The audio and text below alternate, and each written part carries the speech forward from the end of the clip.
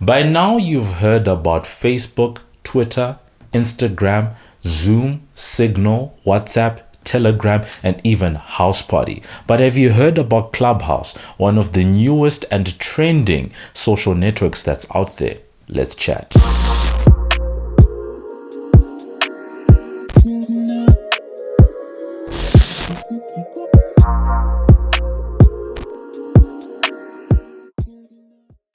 Hey, what up? It's your boy MobbJustice back again with another video. As always, thank you to everyone who has been watching. In the past, we've spoken a lot about WhatsApp, Signal, Telegram, and last year when we all got indoors due to social distancing, we reviewed Zoom. We also talked about House Party. But for today, we are looking at a new social platform. It's been around, for a little bit, and it's actually in beta at the moment, and it's called Clubhouse. Before we get into it, remember as always that this video is brought to you by the team at Liyon Media. For some of the crispiest and dopest photo, video, audio, and music content out there, head on over to lionmedia.com.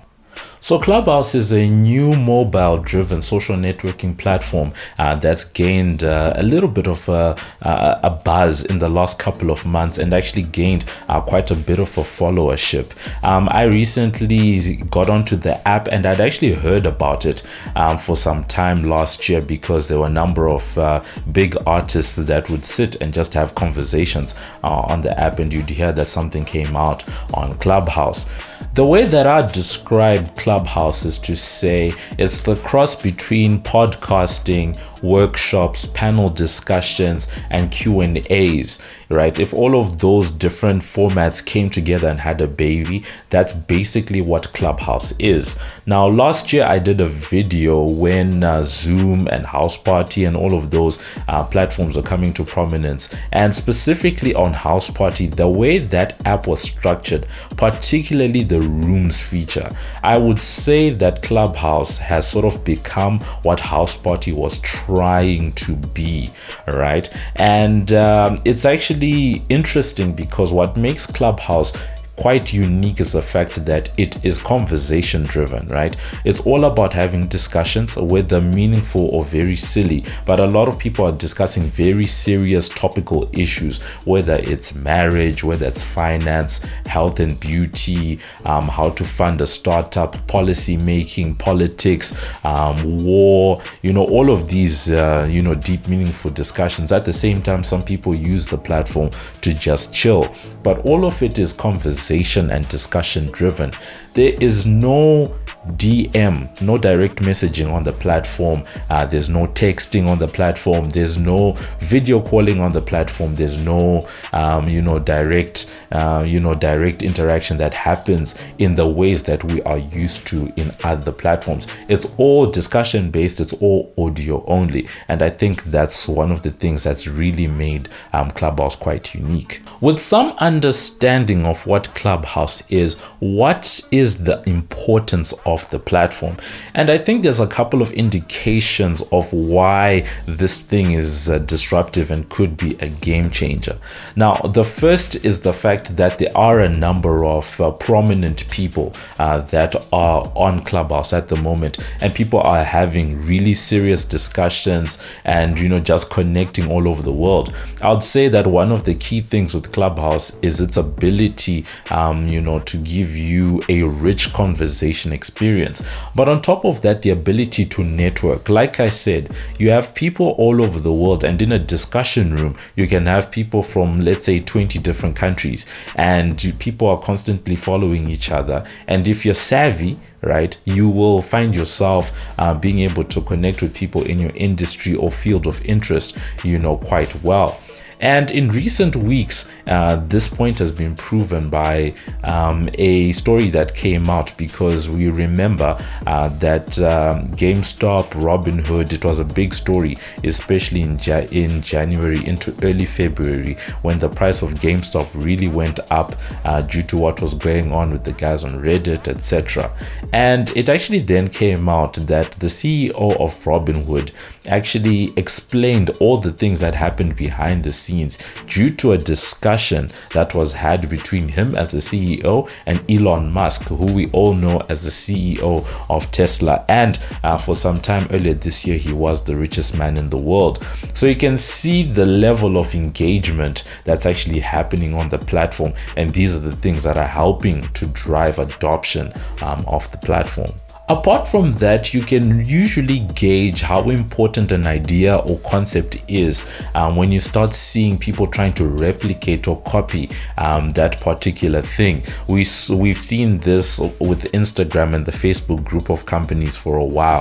Snapchat came out with things like stories, and Instagram and Facebook came out with stories, right? And in the same way, TikTok rose to prominence, and you had Instagram coming in with its reels.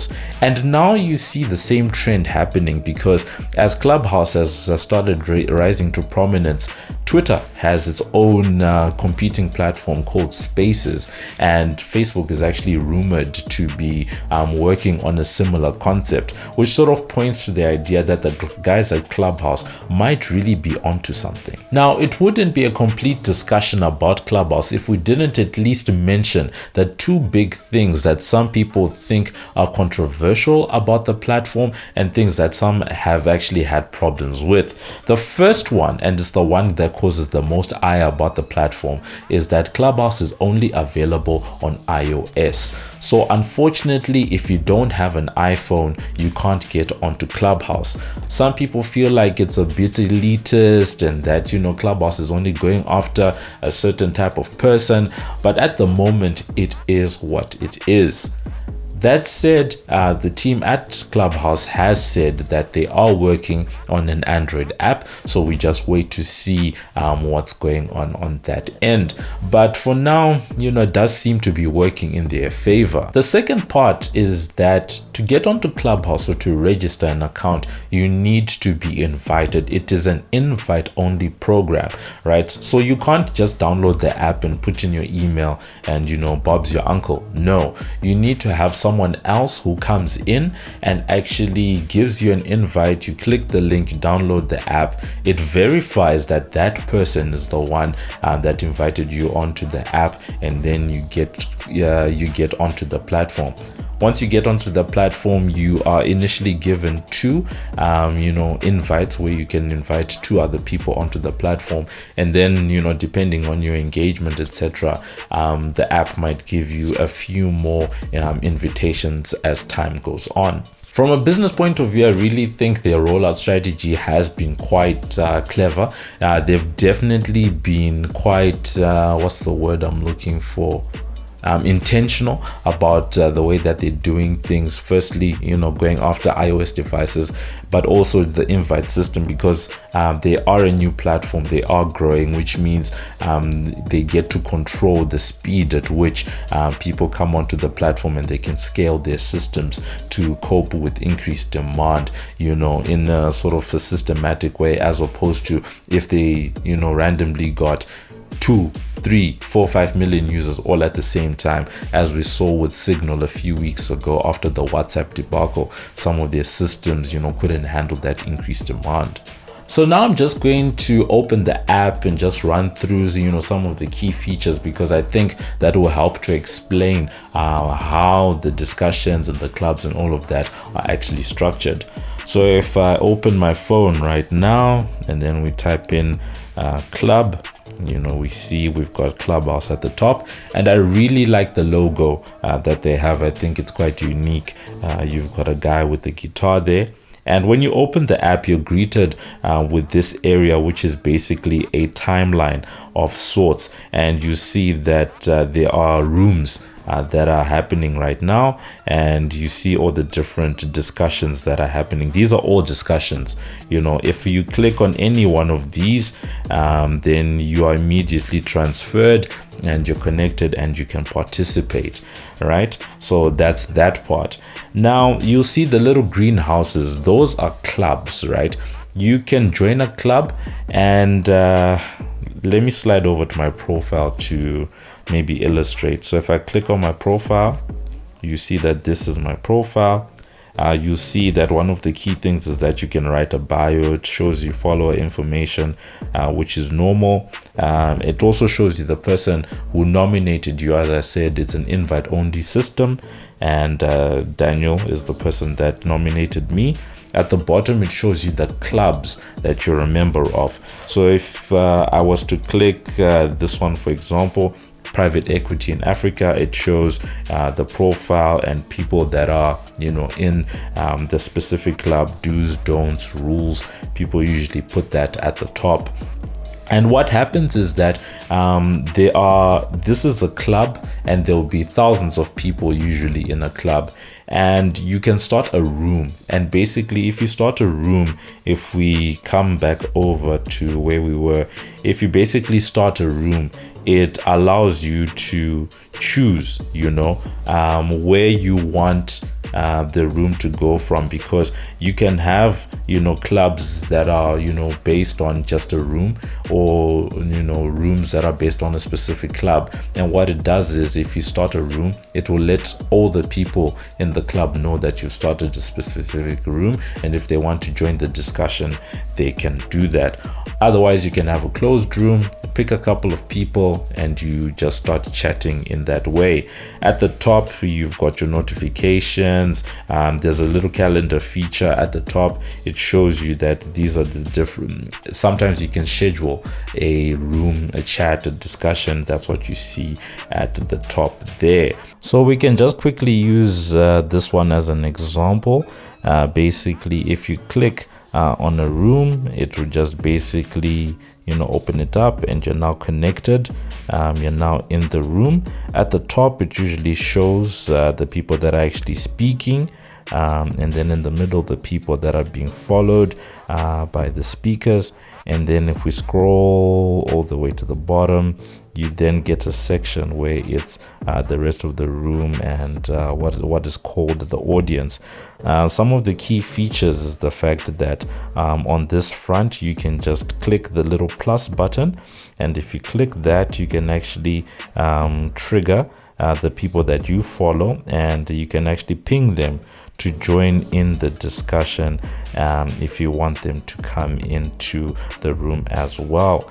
And then if you see the little hand icon over there, that usually allows you to put up your hand, as you see on other platforms such as Zoom or Microsoft Teams, and basically the moderators will allow you to talk. If you want to leave, there's a little button, it says leave quietly, and then you just disappear out of the room.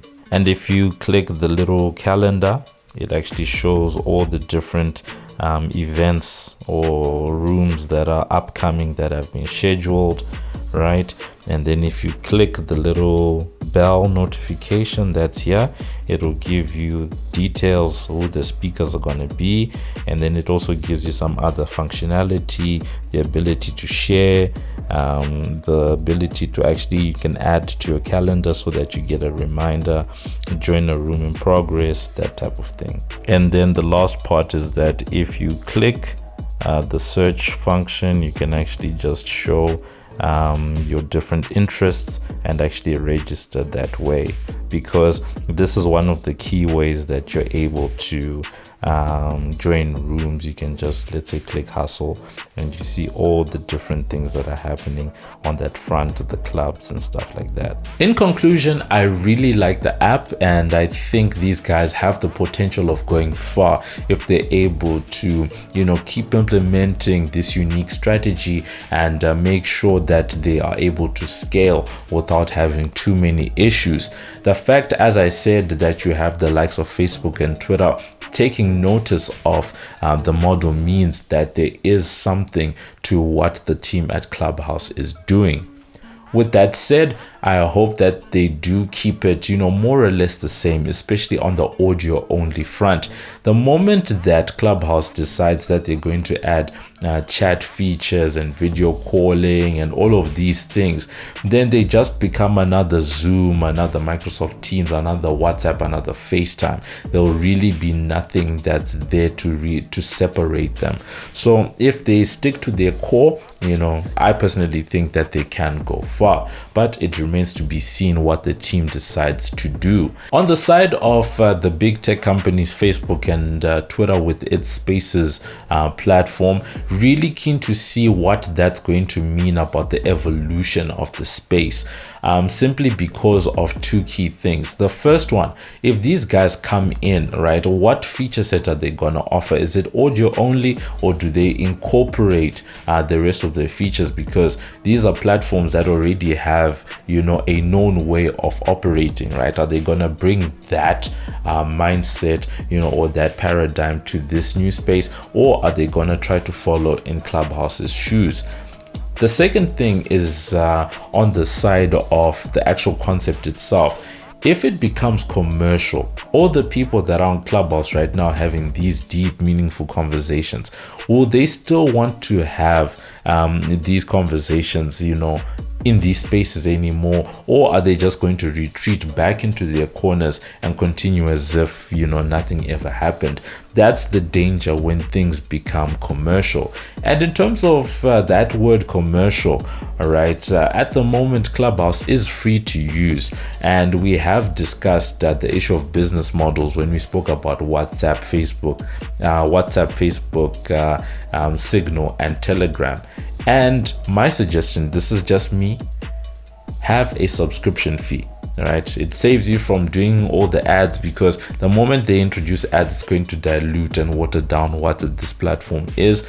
So I think with the type of people that are there, people would be willing to pay some type of an annual fee just to be on the platform. So that's been it for this video. Thank you so much to everyone who was watching. Let us know in the comments, are you on Clubhouse? What do you think of the platform? Is this likely to become yet another app that we just add to our phones and then forget about after a few months? Because I think during the first couple of months of the pandemic, house party was the thing, and then slowly, at least in my circles, it seems to have fallen off. Is Clubhouse gonna go that way? What are Facebook, Twitter, and other big tech companies going to do to the space?